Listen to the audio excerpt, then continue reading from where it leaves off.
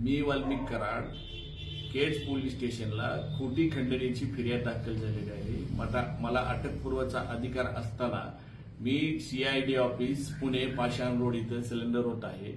संतोष भैया देशमुखांचे जे कोणी मारेकरी असतील त्यांना अटक करावी व त्यांना फाशीची शिक्षा द्यावी।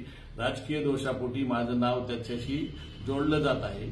पोलीस तपासात जे निष्कर्ष निघाल्यानंतर मी जर दोषी दिसलो तर न्यायदेवतांनी मला जे शिक्षा देईल ती मी भोगायला तयार आहे। मी वाल्मिक कराड केज पोलीस स्टेशनला खोटी खंडणीची फिर्याद दाखल झालेली आहे। मला अटकपूर्वचा अधिकार असताना मी सीआयडी ऑफिस पुणे पाषाण रोड इथं सिलेंडर होत आहे। संतोष भैया देशमुखांचे जे कोणी मारेकरी असतील त्यांना अटक करावी व त्यांना फाशीची शिक्षा द्यावी। राजकीय दोषापोटी माझं नाव त्याच्याशी जोडलं जात आहे।